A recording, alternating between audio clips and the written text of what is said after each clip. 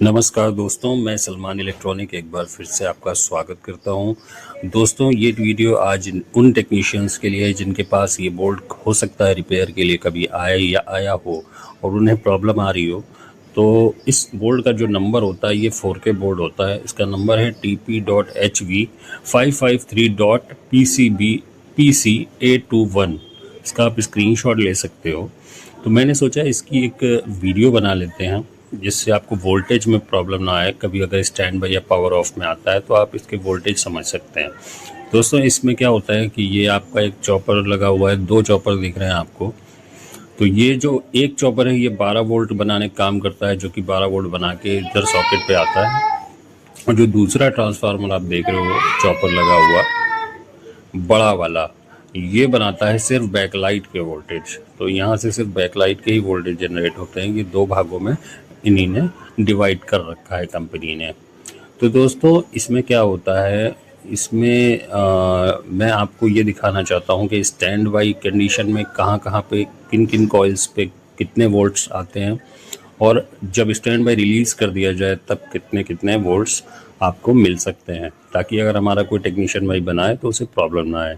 दोस्तों देखिए, मैंने इसका पावर लगा दिया है सीरीज़ में, और अब हम आपको धीरे धीरे कोशिश करते हैं कि वोल्टेज अच्छे से दिखा पाएँ, क्योंकि ख़ुद ही वीडियो बनाता हूँ और तो थोड़ी सी प्रॉब्लम हो जाती है।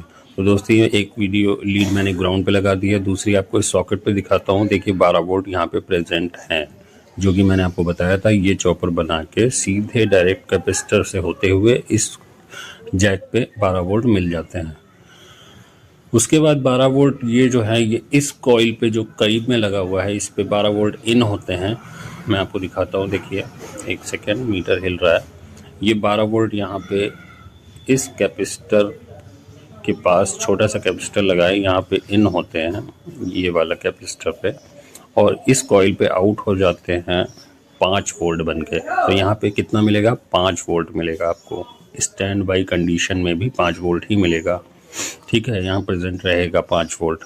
तो अगर ये 5 वोल्ट नहीं है, टीवी डेड है, तो आप 5 वोल्ट से रिपेयर कर सकते हो। देखें दूसरा कॉइल ये पास में लगा है छोटा वाला, तो इस पर कितने वोल्ट इन होते हैं मैं ये देखने का प्रयास करता हूँ। 1 मिनट रुक जाइए, मैं चेक कर रहा हूँ। इस कैपेसिटर पे आपको 5 वोल्ट इन हो रहे हैं, इस पर कन्वर्टर पे, और इस कॉइल पे जो आउट होगा वोल्टेज मैं लगा के चेक करता हूँ। देखिए अभी यहाँ पर 0 वोल्ट है, यहाँ पे कोई भी वोल्ट नहीं आएगा, तो आपको अभी सिर्फ 5 वोल्ट ही मिला है। तीसरा एक कॉइल ये लगा हुआ है, इस पे देख लेते हैं कितने इन होते हैं। इस पे 5 वोल्ट इन हो रहे हैं, और आउट कितने हो रहे हैं इस पे। 1 सेकेंड, मैं लीड हिल गई है ग्राउंड वाली, दोबारा से कनेक्ट करके आपको दिखाने का प्रयास करता हूँ। तो इस पर 1.45 वोल्ट आउट हो रहा है। 1.5 वोल्ट यहाँ पर अवेलेबल रहते हैं स्टैंड बाई कंडीशन में। दूसरे कॉइल के अगर आउटपुट में चेक करते हैं तो यहाँ पे कोई भी वोल्ट अभी नहीं है, ठीक है। तो हमें क्या मिला, 5 वोल्ट और 1.5 वोल्ट, 2 वोल्ट स्टैंड बाई में कंडीशन में ऑन थे। तीसरा एक आपको 11-18 AC लगी हुई है, जिसको 33-18 भी बहुत से लोग बोलते हैं। इसमें 3.3 और 1.8 वोल्टेज आउट होता है। 3.3 स्टैंड बाई कंडीशन में रहता है, 1.8 नहीं रहता है। और बैकलाइट में भी अभी कोई वोल्टेज उधर नहीं आए हैं, स्टैंड बाई रिलीज के बाद ही आएंगे। एक यहाँ पे और लगा हुआ है, LDO भी आप इसको बोल सकते हैं। इस पे अभी कोई वोल्टेज आउटपुट में नहीं आ रहा है।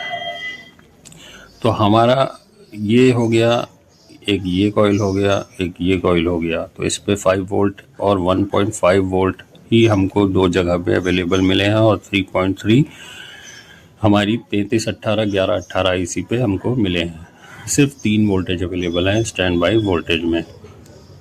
अब हम क्या करते हैं कि स्टैंड बाई से इसको की पावर और ग्राउंड से टच करा के स्टैंड बाई रिलीज करते हैं। तो ये हमने स्टैंड बाई से रिलीज कराने का प्रयास करते हैं। देखिए ग्राउंड और पावर ऑन को टच करा दिया है, और अब ये स्टैंड बाई से रिलीज हो जाएगा, हो भी गया है। मैंने इंडिकेटर और सेंसर नहीं लगा रखा है इसलिए आपको नहीं दिख रहा है। तो यहाँ से शुरुआत करते हैं। देखिए इस पे 12 वोल्ट पहले भी था, अभी भी अवेलेबल है। इस पे 5 वोल्ट अवेलेबल था पहले, अभी भी 5 वोल्ट अवेलेबल है। इस कॉइल पे कोई वोल्टेज नहीं था, अभी 1 वोल्ट आ चुका है। इस एलडीओ पे कोई वोल्टेज नहीं था, अभी 3.3 वोल्ट आ चुका है। इस पे 5 वोल्ट इन हो रहा है और 3.3 वोल्ट आउट हो रहा है। तो और बाकी 2 कॉइल और हमारे बचे रह गए हैं, उस पे भी चेक कर लेते हैं। तो इस पे कोई वोल्टेज अवेलेबल नहीं था, अभी 0.9 से लेके 1 वोल्ट तक इस पर आता है, अवेलेबल है। और देखिए LVDS पे 12 वोल्ट आ चुका है, यानी कि टीवी हमारा ऑन कंडीशन में है। 0.9 वोल्टेज यहाँ पर मिल रहा है आपको, और इस पर 1.5 पहले भी था और अभी भी अवेलेबल है।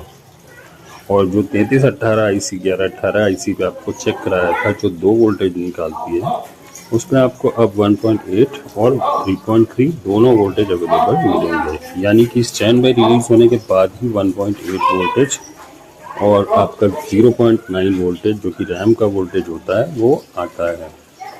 तो दोस्तों इस तरह की वीडियोस के लिए आप अगर कुछ नहीं भी समझ में आया तो कॉल करके पूछ सकते हैं टेक्नीशियन भाई। और अगर कोई कस्टमर है जिसको अपना टीवी रिपेयर कराना है अच्छे तरीके से और कम पैसों में, तो आप संपर्क कर सकते हैं। लखनऊ के बाहर रहते हैं तो आप अपनी power supply, charger, adapter, LED TV या किसी भी तरह की पावर से रिलेटेड सप्लाई आप भेज सकते हैं। डिस्क्रिप्शन में मैं लिंक दे दूंगा और इसकी वोल्टेज डिटेल्स के बारे में भी लिख दूंगा। तो आप संपर्क करिएगा दोस्तों दिए गए नंबर पे। जब तक के लिए चलता आपका दोस्त। अल्लाह हाफिज़, खुदा हाफिज़।